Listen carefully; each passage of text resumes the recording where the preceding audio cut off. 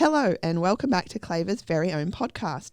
I'm your host Lyndon, and I also wear many other hats as the college's marketing and communications officer. Today we're taking 10 with our curriculum leader, senior years learning and teaching, Miss Saraya Jackson, as we chat Q&A style about the senior mentoring program at Claver.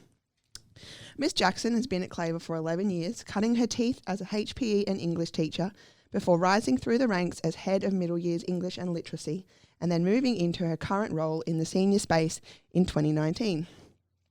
Miss Jackson joined the senior space to help introduce, very successfully might I add, the QCE and ATAR systems. Welcome. Thank you for having me. Well, let's just get straight into it. Tell us about the senior mentoring program at Claver. What is it? What's its purpose? So the mentoring program was created to provide students with guidance through their senior years in areas such as curriculum, subject selection, pathways and strategies for effective learning in their senior years. Mm-hmm. It was also designed so that it places the students in the driver's seat so that they can actually have a say in their senior journey during their time at Claver, but also after school as well. I like that terminology, like driver's seat. Yeah. It's good because like a lot of them will be getting their license at the same time too. Exactly. And being an English teacher as well, I do love a metaphor. Okay. And so that's what the program does or is set up to do, but what does it actually entail?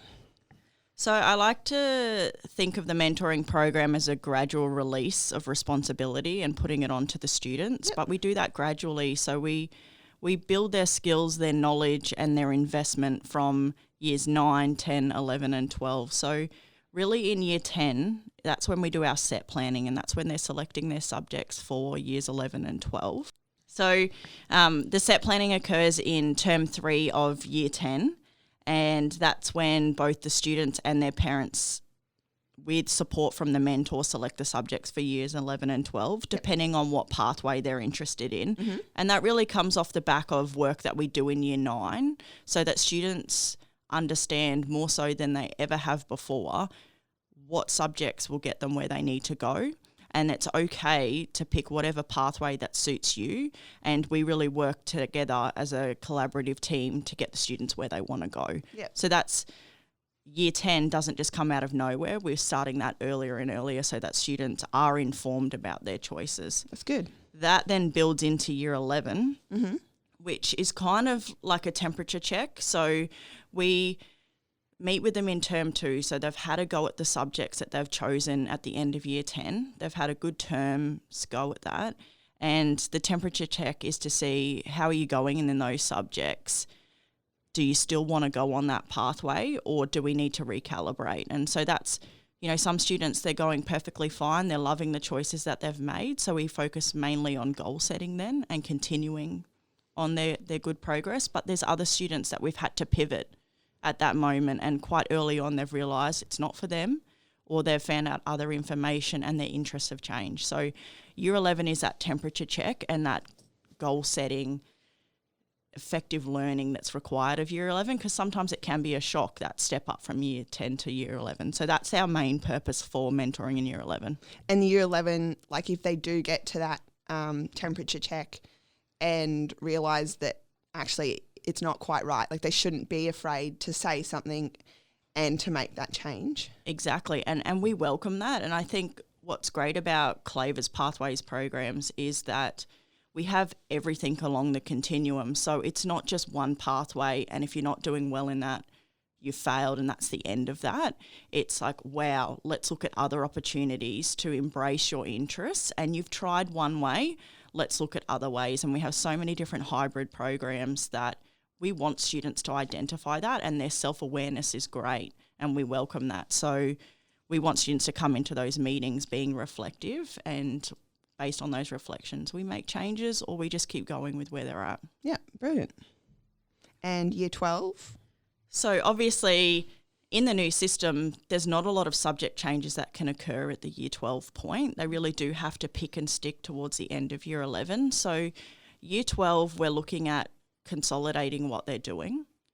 Do we need to embed some practices that would enhance their journey it's also about the finishing line and finishing strong and not giving up and burning out. It's also towards, term 3 of year 12, we talk about QTAC preferences, what they want to do after school, and setting them up to be adults and going out into the real world. So as you can see, year 10's about setting that foundation, picking their pathways. Year 11's a temperature check. Do we need to go on an alternate pathway? And year 12 is finishing strong and getting them out the school gates and into the real world. It's nice. It's a good sort of like very logical continuum and like way to sort of, flow it through the different needs at the different stages. Exactly. And we know that in year 10, asking students what do you want to do and what do you want to be, that's a big question, and they don't know that, and that's okay. And I think our wording to students is it's okay if you don't know, but let's keep as many doors open as we can. Absolutely. So that when you do change your mind, there's still a door to walk through for you. Well, you could probably ask some adults what they want to do with the rest of their lives, and they might still not be able to give you a concrete answer. So at 15, it is a big question, and it's good that they can do it in a way that gives them multiple options and flexibility, and it's not like a solid, hard commitment. Exactly, and we try and say that to the students and their parents at the information evenings, that the world of work has really changed, and no longer are you going into a career and you're sticking for that for 50 years, you retire and you've done the one job your whole life. Some people are able to do that, but right now the current world of work it's 5 different careers across 15 different jobs. So we need to have those transferable skills. We need to adapt and what jobs are out there, employability. So we try and make students and parents aware of that so that they're making the right choices. That's good. So what are the benefits? Well, we've probably done a lot of these, but what are the benefits and the importance that the college sees and places on the senior mentoring program?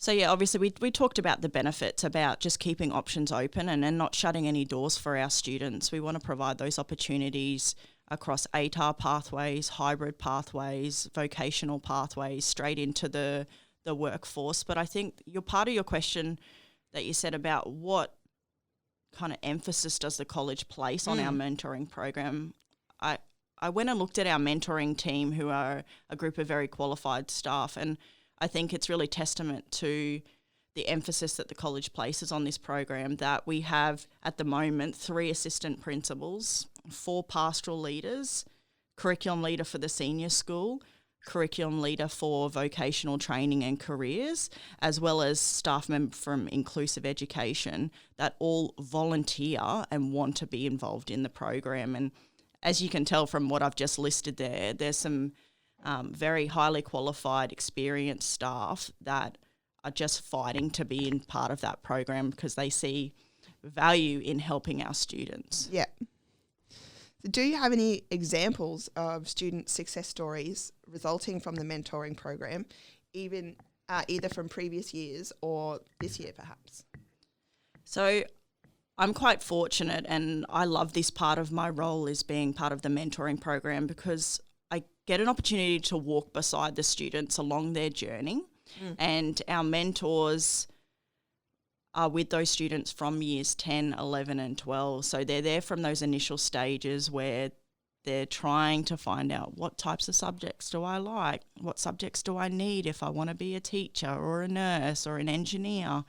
And so we're able to walk alongside them as they grow and develop across that pathway that they've chosen. So an example is, last year I had a year 12 student that came to me at the start of year 12 and said, I'm not doing any subjects that I need for this pathway, but I've decided that I want to be a teacher now. And he was inspired by some teachers that he had here, and he wanted to give back to the community as well. So his goal is to come back and be a teacher at Claver. So obviously, as you mentioned before, we welcome students with that self-awareness to come in and say, I do want to pivot, I want to change. And so you can imagine a student coming in saying, I want to be a teacher, I want to go to university, but he wasn't doing the subjects that he needed. He wasn't doing the prerequisite subjects. But the beauty of the mentoring program and walking alongside those students is I was able to get on the phone to USQ and ask them about what pathways that this student would need to go through to get to that goal. And, you know, I was able to advocate for him. And they even came out just to meet one-on-one with him to work out ways of bridging pathways to get him there. And the reason why it's a success story for me is, you know, I ran into him the other day out the front on playground duty, and he was picking up a younger sibling. And he said he's finished the bridging pathways that he needed to do to get his English and his maths required. Yep. He now has a job in a primary school as a teacher aide. Oh, wow. And he's about to commence his Bachelor of Secondary Education. So, and the smile on his face when he was telling me this, he was so proud of that. And that's the beauty of the mentoring program. You know, there's students that might not have got it right and changed at the last minute and they still excel. And then you've got others that have had the goal from the very start in year 10 in their set plan meeting, and you see them work really hard to that one goal and they achieve it. So there's so many different stories, and that's the most enjoyable part of what we do. I can see, like, when you were talking about it, your face was lighting up, and it was even making me, like, get all the feels. That's so amazing that he was able to still make it work, even at such a late stage. Exactly, and that's what we do, and we're there to provide them with the guidance, and it's not about no, it's about let's problem solve this, and that's the beauty of having a mentor. Yeah. So how would you sum up, like, your vision or the college's vision for the future of the mentoring program? Hopefully what's coming across in what I've been mentioning, like, I find it to be a very successful program. You know, we're getting students in year 12 with QTAC applications with 100% offers on those that are lodging QTAC applications because we've provided them the right guidance so that they're getting offers. So that's the success of the program. I think that it is very successful as it is, but I'm very conscious of the fact that the cohorts coming through are very different and they have different interests.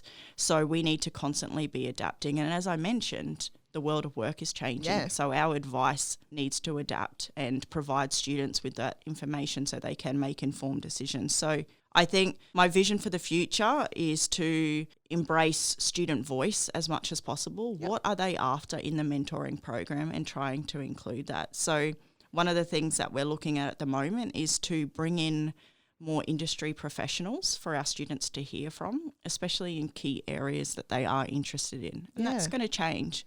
We can provide them with advice, but they want to hear, example, some of the students really want to hear from a doctor about how did they get there?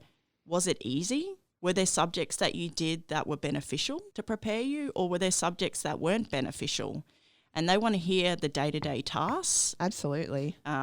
If I'm going to be a doctor, what is the day-to-day things that I'm going to be having to do? What was study like? University like? Yep. They're interested in those questions, and the students are forming the questions that they want to ask these industry professionals. So probably incorporating more of that so that students are able to pick. So they're non-compulsory sessions. Students will be coming like a guest speaker, and just trying to fill those areas that student interests are changing and evolving over the time. So health is a big one, obviously, because employability in that area. So that's probably one area that I would like to. So more industry professionals, guest speakers to come in. Yep. And just understanding that the new QCE system requires adapting all the time. So I'm quite fortunate that our mentoring team are constantly wanting to update their knowledge and passing that on to our students so that we can give them the best advice that we can. Brilliant. Well, it sounds like there's been a lot work over a long time to make the mentoring program what it is, and it's obviously just going to keep going from strength to strength. So thank you very much for sharing with us. No worries. Thank you for having me.